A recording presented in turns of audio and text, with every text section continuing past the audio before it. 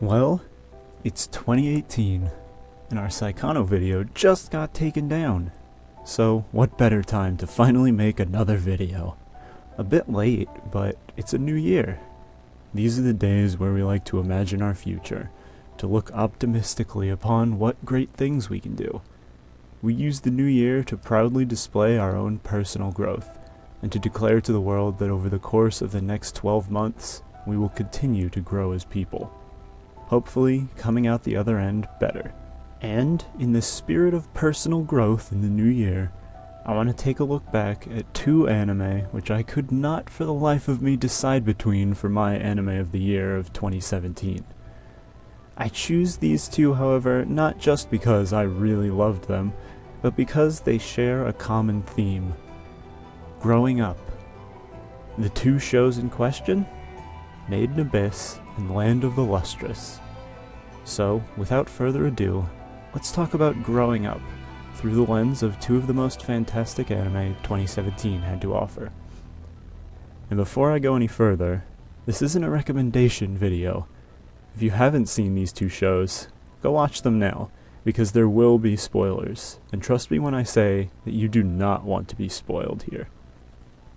So, let's begin with Made in Abyss, the show that took the summer season by storm, and quickly gained favor all across the fandom as a major contender for Anime of the Year.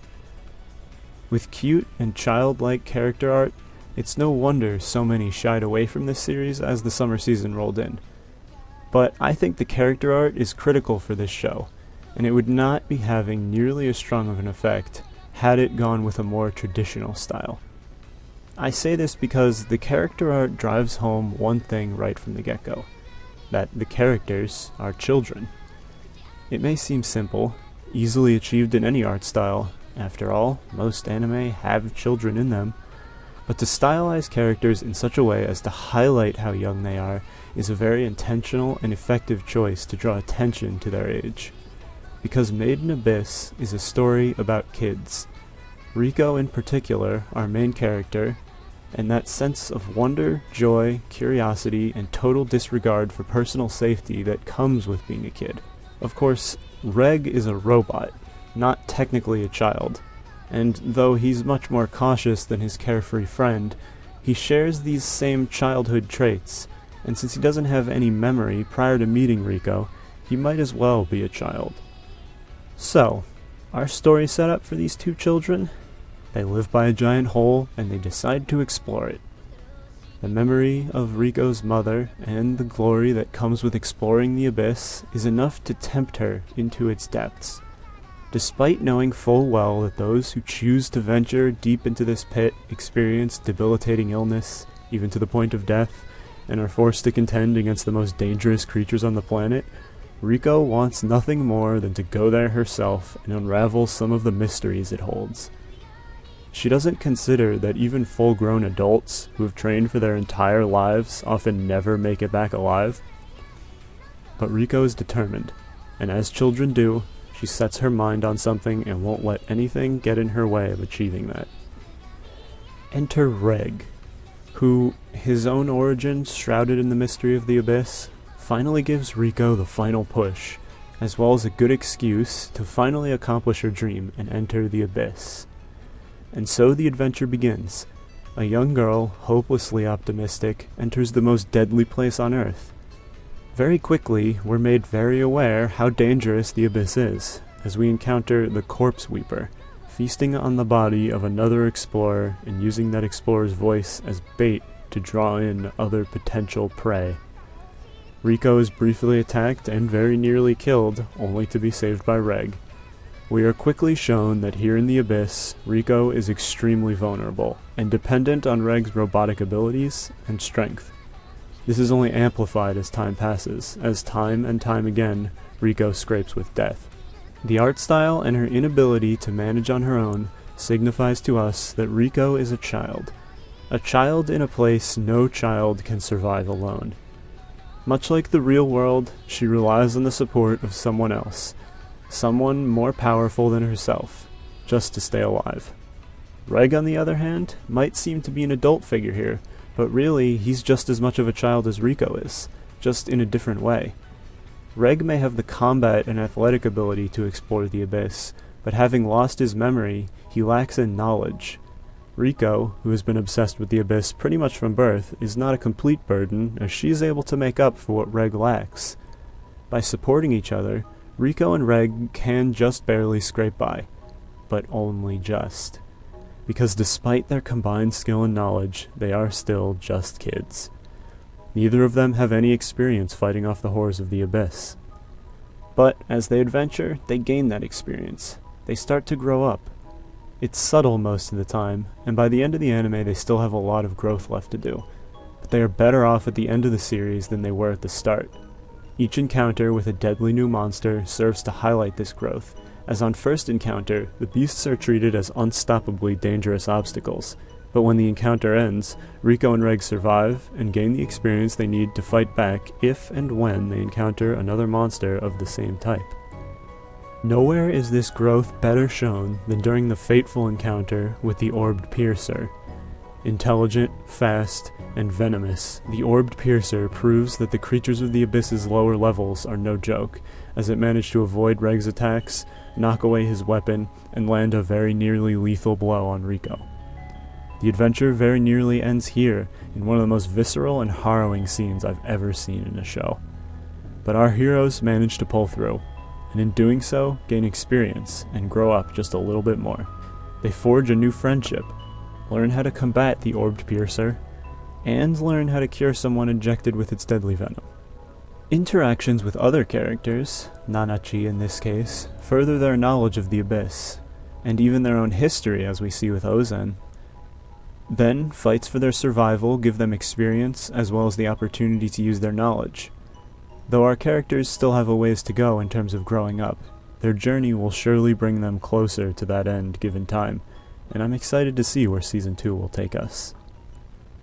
Now, let's move on to a show where growth is not accomplished in this natural and slow, well-paced way.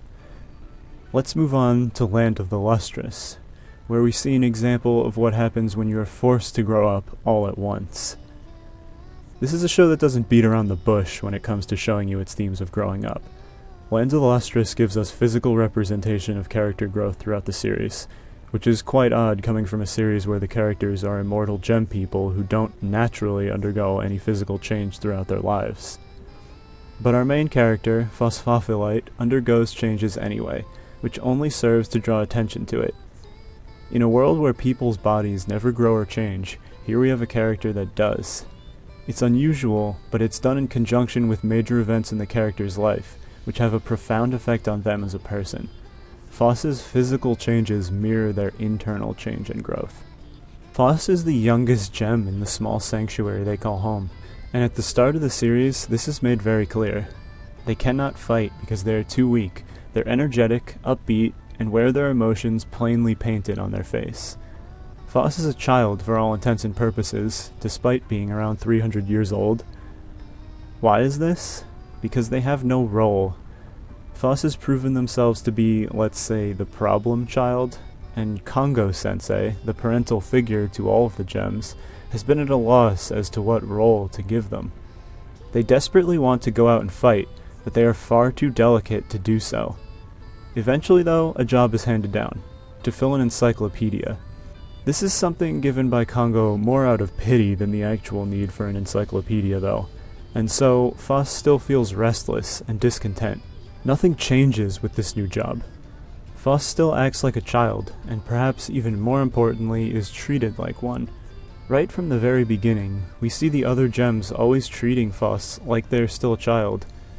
Like how the youngest of a family's children is often forever the baby of said family, Phos is, even after 300 years, still the baby of this family. Enter Cinnabar. If Phos is the baby of the family, Cinnabar is like the estranged uncle. Their poisonous secretions force them to work and live in seclusion from the rest of the gems, but Phos, in their encyclopedia info gathering, takes a liking to them. Here we see Phos finally gain that first push out of childhood. Having taken a liking to Cinnabar, Phos becomes determined to find them a better job than the lonely, dreary, and ultimately useless job of night patrol. This is the first real task we see Foss set for themselves, and get genuinely excited about. It's a small step, akin to a child obsessing over what they want to do when they grow up, but it is a step toward adulthood nonetheless. With the introduction of Ventricosus, a shape-shifting snail-like creature, Foss is distracted from their self-appointed task of finding Cinnabar a better job. The series of events that follow bring about many life-changing experiences for Foss. The first of which is the revelation by Ventricosus that the gems, her own people, the Admirabilis, and the Lunarians, whom the gems fight against, are all, at least according to the mythology, descended from a single species, humans. Though Foss will eventually forget most of what they are told about this, that single word, human, remains in their thoughts. Of course, the bigger piece of personal growth is a cause and result of this memory loss.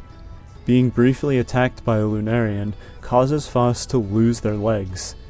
The gems, having no central brain, store memory throughout their entire body, and so the loss of their legs coincides with a major loss of memory for Foss. This grave result is, while certainly shown to be a dire consequence of losing body parts, cast in a positive light as Foss gets new legs made from the shell of Ventricosus's rescued brother. These legs are stronger than their own phosphophylite body, and enable them to run significantly faster. With this new development in physical ability, Foss, after a bit of begging, is finally given the chance they always wanted, to fight. Like a young high school student eager to sign up for military service after graduating, Foss jumps at the opportunity to go to war, naive and optimistic about what that truly means. Fighting alongside Amethyst, Foss soon learns that fighting the Lunarians is not the great experience they thought it would be. When Amethyst is captured and smashed to pieces, Foss finds themselves unable to move, petrified by the horror of what they are witnessing. At the last moment, Amethyst is rescued, but Foss's eyes have been opened by the event. They have now seen firsthand the strength of their foes, the terror of war. Much like that young high schooler, they now have had a life-changing experience. They for the first time see the dark side of growing up and lose a bit of their childlike innocence. But Foss carries on. Amethyst is put back together. Foss bounces back, and life goes on. Then, everything changes. If nearly losing Amethyst was a life-changing experience for Foss, the events of winter are a life-shattering experience. Growth is not always a net positive.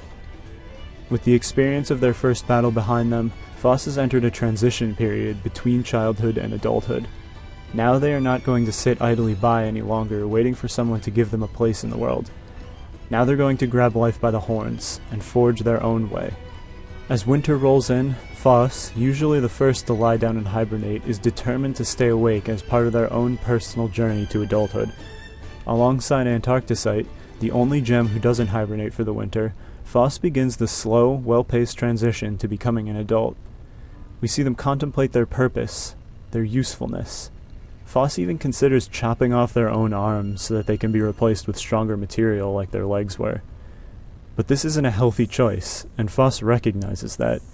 They understand that growing up isn't easy and it needs to be done gradually, lest they risk losing themselves in the process. And then, Foss slips on an ice floe, and the well-paced, natural transition to adulthood is thrown out the window in an instant. Though they had ultimately resolved not to forcibly strengthen themselves by slicing off their arms, the momentary lapse in sound judgment serves as a strong enough distraction to put Foss in danger. Antarcticite had previously warned them that the ice floes were a highly dangerous environment, that the massive chunks of ice floating on the sea could smash a gem to pieces should they fall in the water. But for one small moment, Foss is distracted by the allure of power, and they fall into the water. Foss loses their arms in the accident. Almost immediately after making the decision not to willingly cut them off, they lose them anyway. Now they need to find new arms, and they find it in a gold-platinum alloy. Unfortunately, Foss's body takes some time to adjust, and in that time, the Lunarians attack. Foss is powerless, and can only stand by and watch as Antarcticite fights, loses, and is carried off by the Lunarians. After losing even more memories, and now a close friend, Foss is devastated. Not only that, but they now have to shoulder all of Antarcticite's responsibilities until spring comes and the rest of the gems awaken. Phos is forced to grow up all at once. Though they now have the power to take on that responsibility, they have lost so much more to get it. The slow path to adulthood is gone, and in its place is a traumatic experience that leaves behind the mental and physical scars of obligatory rapid growth. The bubbly, energetic, and talkative Phos is gone. The very memory of the event that started their personal journey, that is, deciding to help Cinnabar, has completely vanished from their mind. And though over time they heal somewhat, Phos never fully recovers. At the end of the series, the show outright displays how much Phos has evolved, both physically and mentally. And yes, change is a necessary part of growing up. But you can't help but be left with a bittersweet taste in your mouth, knowing that this growth is the end result of such intense physical and mental trauma. Knowing that maybe if things had gone just a little bit differently, Phos's development would have been more natural, and they likely wouldn't have lost so much of themselves along the way. I'm sure there are other shows that aired throughout 2017 that showcased major character growth, but these two struck me in particular. Both of them, so different in their approach, storytelling, even animation style, are so strongly tied to these themes that I couldn't help but want to talk about it. And what better time to talk about growing up as a person than the start of a new year? So here's to a happy and healthy new year to all of you. And here's hoping that 2018 brings us more shows as outstanding as Made in Abyss and Land of the Lustrous were in 2017.